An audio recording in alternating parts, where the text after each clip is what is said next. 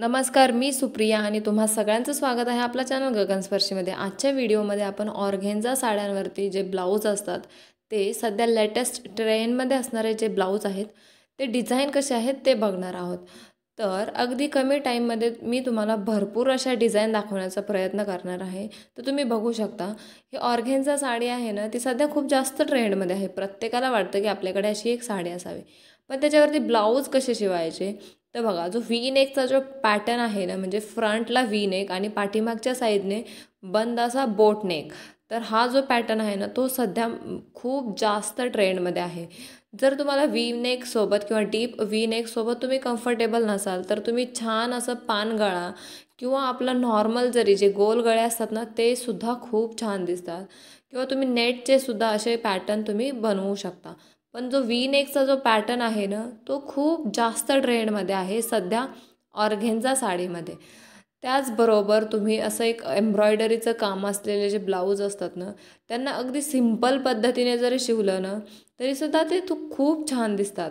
एक जो बोटनेकचा प्रकार आहे ना तो सुद्धा ऑर्गेन्झा जे साड्यांचे ब्लाऊज असतात ना त्याच्यावरती खूप छान दिसतात। त्याच्यावरती जर तुम्हाला थोडंफार वेगळं काही करायचं असेल तर तुम्ही स्लीवसोबत करू शकता, किंवा तुम्ही पाठीमागच्या गळ्यांना सुद्धा असं नेट वगैरे बसवून करू शकता। हे बघा, कमी रिव्हिलिंग सुद्धा व्ही नेक खूप छान दिसतो ऑर्गेन्झा साडीसोबत।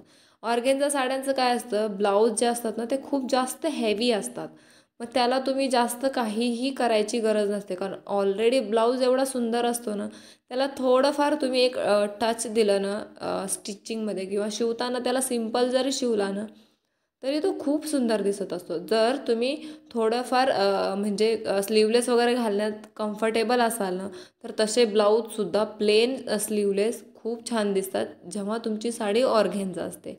आता ते तुमच्यावरती डिपेंड आहे की तुम्ही किती रिव्हिलिंग राहू शकता। अदरवाईज फुल स्लीवचे म्हणजे जे आपले कोपरापर्यंत भाई आपण ज्याला म्हणतो ना, आणि बंद बोटनेकचा गळा, हा सुद्धा पॅटर्न खूप छान क्लासिक आणि एलिगंट म्हणजे अगदी सुंदर दिसतो। म्हणजे सिंपल आणि सोबर हे जे कॉम्बिनेशन आहे ना ते बोटनेकचा गळा आणि भाई ही कोपरापर्यंत ही खूप छान कॉम्बिनेशन आहे। त्याचबरोबर मला सगळ्यात जास्त आवडणारं म्हणजे व्ही नेक। जे व्ही नेकचा गळा आहे ना तो कधीच आउट ऑफ ट्रेंड जात नाही, तो एवढा सुंदर दिसतो ना। बघा, प्रत्येक तुम्हाला मी एवढे फोटोज दाखवलेले आहेत त्याच्यातल्या अर्ध्या फोटोजमध्ये तुम्हाला फक्त आणि फक्त व्ही नेकचंच दिसेल प्रत्येक ब्लाऊजला नेक। आता ऑर्गेन्झा साड्यांचं काय असतं, त्याच्या बॉर्डर आणि ब्लाऊज हे खूप जास्त हेवी असतात, त्याच्यामुळे ते दोनच गोष्टी अशा असतात की तुमच्या पूर्ण साडीचं किंवा तुमच्या लुकचं असं अटेन्शन घेत असतात।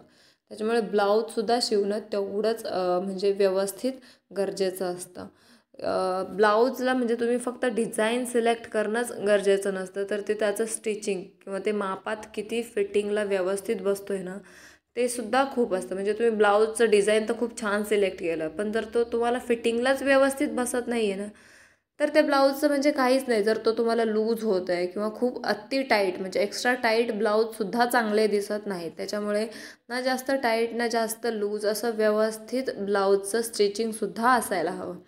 तर बघा, असे खूप नवनवीन पॅटर्न तुम्ही व्हिडिओमध्ये फोटोज बघून घ्या की मी किती तुम्हाला छान छान असे पॅटर्न दाखवलेले आहेत। हे बघा, किती क्लासिक आणि एकदम सिंपल ब्लाऊज शिवलेला आहे, पण तो किती छान दिसत आहे।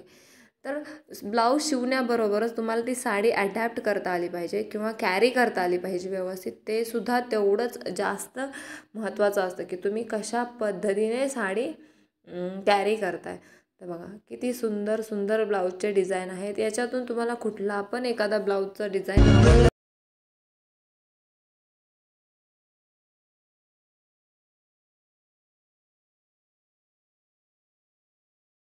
असंच करत असते। मला एखादा ब्लाऊजचं आवडलं स्टिचिंग वगैरे किंवा पॅटर्न वगैरे तर मी स्क्रीनशॉट घेऊन ठेवत असते की मी नेक्स्ट टाईम जेव्हा अशी साडी घेईल तेव्हा मी पण असाच ब्लाऊज शिवेल। तर आय होप की मी तुम्हाला भरपूर साऱ्या डिझाईन आणि पॅटर्न या व्हिडिओमध्ये दाखवले असतील आणि तुम्हाला ते आवडले सुद्धा असतील। जर व्हिडिओ आवडला असेल तर व्हिडिओला लाईक नक्की करा, शेअर करा आणि चॅनलला सुद्धा सबस्क्राईब करायला विसरू नका जर तुम्ही चॅनलवरती नवीन असाल, आणि बेल आयकॉन पण प्रेस करा म्हणजे जेव्हा पण मी व्हिडिओ टाकेल तेव्हा तुम्हाला त्याचं नोटिफिकेशन येईल। धन्यवाद व्हिडिओ